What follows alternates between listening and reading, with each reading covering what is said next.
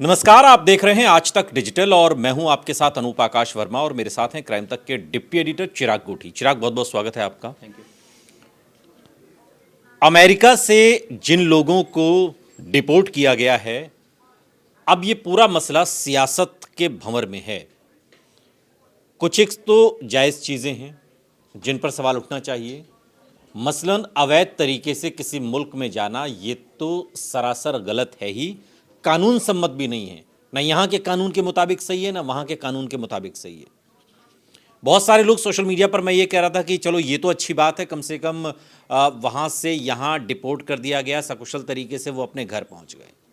घर तो पहुँच गए, लेकिन चिराग, घर से गए कैसे थे, ये बहुत टेंशन वाला सवाल है। क्योंकि मैं कई लोगों की कहानी पढ़ रहा हूँ जो अब निकल कर तकरीबन 104 लोग जो आए हैं वहाँ से, अब वो लोग अपनी कहानी बता रहे हैं।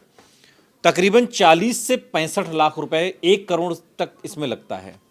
इतनी बड़ी रकम अगर किसी के पास है तो कम से कम हम उसे गरीब तो नहीं कह सकते हिंदुस्तान के हिसाब से। एक बात। दूसरी ये कि अगर कोई आदमी इतने रुपए लगाकर वहाँ जा रहा है और अवैध तरीके से जा रहा है, क्या उसके ख्वाब हैं, क्या सोचकर जा रहा है? इतना लंबा रास्ता जिसे पार करने में, पहुँचने में उसे 6 महीने, साल, 1.5 साल, 2 साल तक लग रहे हैं।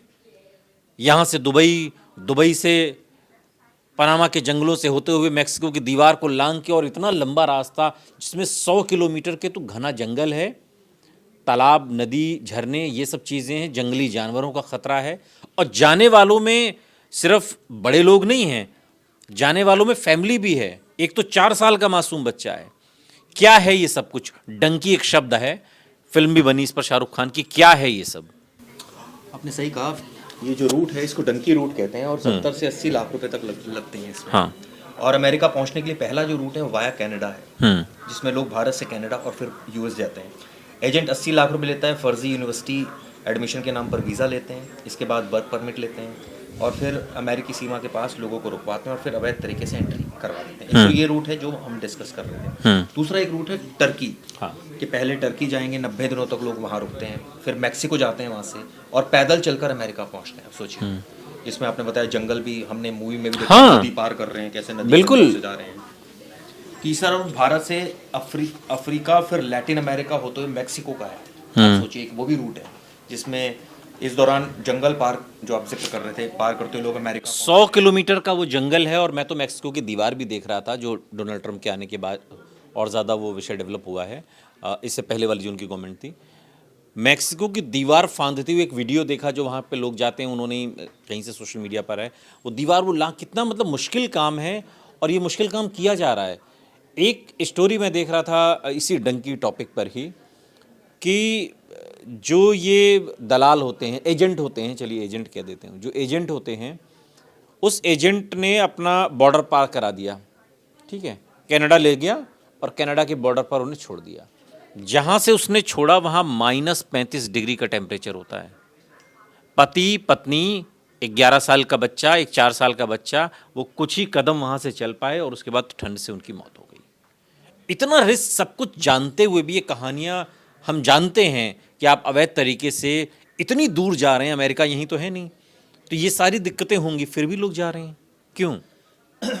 देखिए, जाने का तो मकसद एक ही है कि वहाँ आपको पैसा कमाने के लिए आप जा रहे हैं। वहाँ आप कोई भी छोटा, यहाँ तो कहें कि भाई यहाँ इतनी सैलरी नहीं मिलती, लेकिन अगर वहाँ पेट्रोल पंप पर काम कर रहे हैं या किसी रेस्टोरेंट में काम कर रहे हैं या किसी और जगह पर काम कर रहे हैं, तो वहाँ आपको डॉलर्स में मिल रहे हैं पैसे। तो ऑब्वियसली वो धीरे धीरे कर कर आप उसको, कई हमने देखे हैं, जैसे मूवी में भी दिखाया था कि एक आश्रय घर है, एक घर सा है टूटा फूटा, उसमें लोग रह रहे हैं और वो डरते हैं पुलिस से भी, क्योंकि पुलिस कभी भी वहाँ छापा मार देती है, तो कवायद होती है। लेकिन सवाल ये उठता है ना कि ये लोग इतने स्ट्रगल करके पहुँचे, पैसे भी दिए और स्ट्रगल भी किया, तो इतना रिस्क लेने के बाद अगर कोई आदमी वहाँ जा रहा है तो वो यही सोच के जा रहा है कि मैं कमाने के लिए जा रहा हूँ और मैं आया हूँ तो अब मैं कमाऊँगा। और कहीं ना कहीं अमेरिकी प्रशासन की भी लापरवाही है, क्योंकि अगर कोई आदमी इतने टाइम तक वहाँ स्टे कर रहा है तो इसका मतलब ये है कि सिस्टम में भी लूप होल्स हैं। क्योंकि अगर वो किसी पेट्रोल पंप पर काम कर रहा है तो उसकी वेरिफिकेशन नहीं हो रही है, क्योंकि बिना वेरिफिकेशन के आपने किसी को रख लिया है और वो काम कर रहा है, तो नेचुरली जब वो काम कर रहा है तो हो सकता है कि वो कोई डॉक्यूमेंट भी वहाँ अमेरिकी बनवा लिए हों उसने वहाँ पर।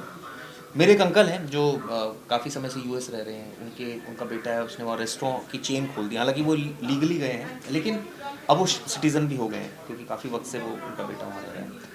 ये तो एक हो गया वैध तरीका जाने का, लेकिन आपके पास कागज़ नहीं है और आप अलग अलग तरीक़ों से दलाल आपको भेजने की कहते हैं कि हम भेज देंगे आपको, आप चाहे उसके लिए आपकी फ़र्ज़ी डिग्री बनानी पड़े, आपको एडमिशन दिलाना पड़े यूनिवर्सिटी में, उसके बाद फिर वहाँ से डिग्री के बेसिस पर आपको वर्क परमिट मिले, फिर आप वहाँ से चले जाएं वहाँ पर एक लेवल तक। लेकिन ये लोग जो गए हैं, इन ये ना तो इतने पढ़े लिखे हैं, ना इनकी अंग्रेज़ी बहुत ज़्यादा अच्छी है, और ना ही ये इनके पास कोई ऐसी क्वालिफ़िकेशन है कि ये वहाँ पर जाकर कुछ बेहतर कर सकें, ना इनके पास कहीं का कोई ऑफ़र लेटर है। ये तो फ़र्ज़ी तरीका है ना।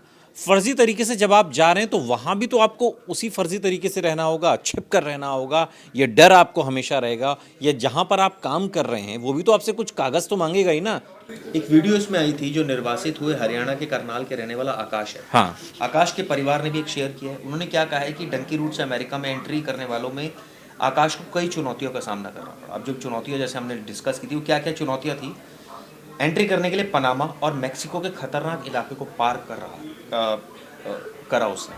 आप सोचिए कि आप जंगलों को पार कर रहे हैं, छोटे छोटे बच्चे हैं, महिलाएं हैं, जंगलों में सोने के लिए उन्होंने टेंट का सहारा ले रहे हैं। वो कई जगहों पर कीचड़ होने की वजह से प्रवासी को पैर पूरी तरह से सने हुए हैं। और खासकर अगर आकाश की बात करूँ, पनामा के जंगलों से गुजरते हुए वीडियो बनाकर परिवार को भेजे उसने, और ये बताया कि भाई वो किन स्थितियों में रह रहे हैं। आप सोचिए, तो मतलब ये इतना ज़्यादा वो करना, इतना स्ट्रगल करके आप जा रहे हैं, नहीं रिस्क इतने लेकर कोई जा रहे हैं। गरीब भी तो नहीं। अगर कोई 65-70 लाख रुपए बताइए खर्च कर रहा है, 65-70 लाख रुपए तो मतलब कोई छोटी रकम तो नहीं होती। वो तो इंडिया के हिसाब, भारत में रहते हो तो यहीं के हिसाब से सोचेंगे ना। कोई आदमी अगर 1 करोड़ रुपए का बजट लेकर चल रहा है सिर्फ यात्रा के लिए कि मैं वहाँ जाऊँगा तब कमाऊँगा, तो यहीं भाई धंधा खोल ले कोई। इतने में तो धंधा यहाँ भी खुल जाएगा। मतलब एक सामान्य बात जो आमतौर पर सोशल मीडिया पर भी टंकी लोग के कह चक्कर रहे में हैं। कर्ज में कई परिवार डूब गए क्योंकि उन्होंने अपनी ज़मीनें बेची, उसके बाद वो फिर पैसा आया तो उन्होंने सोचा यूएस में।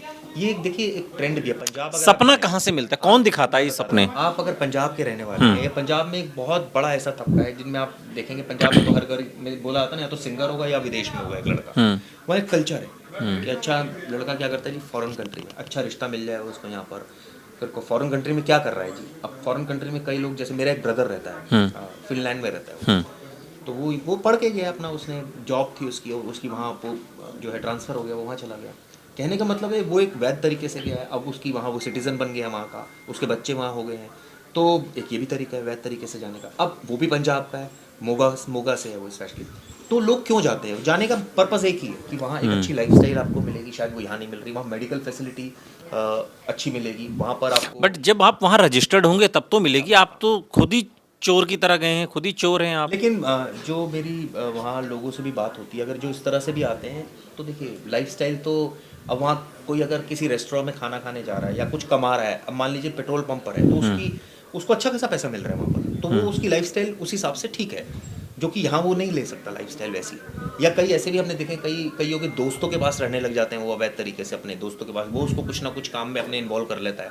कई ऐसे भी केसेस हैं, कई ऐसे केसेस हैं जो, मतलब ऐसे तो बहुत कम केसेस हैं जो रैंडमली वहाँ पहुँच गए, आप सोचिए, और वो अपना सड़क पर है कि भाई हमारा कोई जान पहचान का नहीं, अब हम क्या करें। ऐसा बहुत रेयर लोग होते हैं। जो भी जा रहे हैं, कोई ना कोई आपका कॉन्टैक्ट है वहाँ पर जो आपको स्टे करा रहा है अपने साथ, जो आपको बिजनेस में एक तरह से आपका इन्वॉल्वमेंट क्रिएट कर रहा है, वहाँ आपको एक सपने दिखा रहा है कि भाई आपको ये मिल जाएगा, ये मिल जाएगा, हम ऐसे आपको। या जैसे मैंने बताया कि रेस्टोरेंट जैसे आपने खोल लिया, तो आपने हो सकता है किसी को बुला लिया पंजाब से कि यार तू अच्छा कुक करता है, तू आजा, तू मेरे साथ लग, यहाँ अच्छा कमाएगा। अब वो कहे भाई मेरे पास तो मैं कैसे आऊँ, वो तो डंकी, मतलब पंजाबी में कहावत है ना, वो तो औदर वाले रूट से आ जा। तो वहाँ से अपना आ गया, वो अब आ गया तो उसने उसके पास रह रहा है, वो उसका टेक केयर कर रहा है, उसको एक बंदा चाहिए था, वो मिल गया, वो उसको पैसे भी दे रहा है, डॉलर दे रहा है उसके हिसाब से, वो अपने घर भेज रहा है, व्हाटएवर सेंस में। तो कहने का मतलब है ऐसे बहुत सारे लोग हैं, और ज़्यादातर लोग ऐसे ही हैं। और वापस आना होगा तो कैसे आएंगे? मान लीजिए एक आदमी चला गया। जैसे गए हैं वैसे ही जाएंगे, अच्छा। इसी तरह जाएंगे, और कैसे जाएंगे बताइए आप, और कैसे जा सकते हैं? क्योंकि अगर आप वाया फ्लाइट जाएंगे तो नेचुरली आपको सारे डॉक्यूमेंट तो दिखाने पड़ेंगे ना, बिना उसके तो आपकी पासपोर्ट दिखाना पड़ेगा। पासपोर्ट आपके पास है, लेकिन अब पासपोर्ट में आपके पास वीज़ा है नहीं है, ये सबसे इंपॉर्टेंट है कि भाई आप आए तो मैं पासपोर्ट लेके थोड़ी घूमते रहेंगे आप किसी देश में, वीज़ा चाहिए होगा आपको उस कंट्री का। तो ऐसी बहुत सारी टेक्निकलिटीज़ हैं, ज़्यादातर लोग ऐसे ही हैं। हमने मूवी भी देखी थी जो बनी थी, उसमें भी जो चीज़ें दिखाई गई थी उसमें था कि भाई एक पर्टिकुलर घर में जो एक ऐसा घर है जो बहुत शेडी सा घर है, जैसे यहाँ जिसको खंडर टाइप बोलते हैं, वहाँ लोग रह रहे थे। ऐसा बहुत कम यूजुअली देखा जाता है, क्योंकि अगर कोई इतना पैसा खर्च करके जा रहा है लोग, तो बहुत लॉजिकल है कि वो कहीं जुगाड़ से ही जा रहा है वहाँ पर, और उसको पता है कि वो मेरे को एक बंदा है जो लुक आफ्टर करने वाला है मेरा। अब वो चाहे उसको किसी भी सेंस में कहीं भी नौकरी पर लगवाए, या तो अपने पास रखे या कहीं लगवाए। सवाल ये है कि वहाँ अगर लगवाया जा रहा है तो इसका मतलब वहाँ भी सिस्टम में लूप होल्स है ना। अब सवाल ये भी उठ रहे हैं कि बेड़ियों में भेज रहे हैं, तो भाई हर किसी देश का अपना कानून है, लेकिन भारत ने इसकी कड़ी प्रतिक्रिया व्यक्त की, और मुझे भी पर्सनली लगता है कि शायद ये बहुत अमानवीय तरीका बिल्कुल बिल्कुल सही बात कि है। अगर किसी कोई उन्होंने क्राइम थोड़ी कर दिया वहाँ जाकर कोई, अब यहाँ बांग्लादेशी रह रहे हैं तो हम उनको कोई बेड़ियों में बांध कर थोड़ी बांग्लादेश भेज रहे हैं। एक तरीका है, डिपोर्ट कर रहे हैं। ये भी कहा जा रहा है देखिए उन्होंने जेलों में नहीं डाला इनको सिर्फ डिपोर्ट कर दिया, तो ये तो एहसान कर दिया इनके ऊपर। तो हर कंट्री का एक अपना रूल होता है। जैसे इंडियंस, अगर हम इंडिया से भी डिपोर्ट करते हैं, कई लोगों को करते हैं, तो ऐसा थोड़ी उनको जेलों में डाल देते हैं यहाँ पर। उनके लिए आश्रय घर होते हैं, यहाँ रहते हैं, फिर उनको भेज देते हैं और वापस। जेल में डालने का मतलब, जेल में बिठा के यहाँ खिलाने का भी तो कोई मतलब नहीं है ना। तो आप क्यों किसी को यहाँ सेवा करेंगे, उसको सजा क्यों देंगे? आप जाइए अपने कंट्री, जाइए भाई, वहाँ जाइए। तो यही एक तरीका है। हाँ, अब यहाँ जो भारत ने प्रतिक्रिया व्यक्त की है वो शायद इस बात पर ज़्यादा की है कि बेड़ियों में बांधा हुआ था। ये बात ऑब्वियसली ये तो अमानवीय सा लग रहा है। हालांकि कई ऐसे भी लोग हैं जो उसको सपोर्ट कर रहे हैं, वो कह रहे हैं कि एक तो गलत तरीके से गए, ऊपर से आपको क्या आपकी पूजा करें।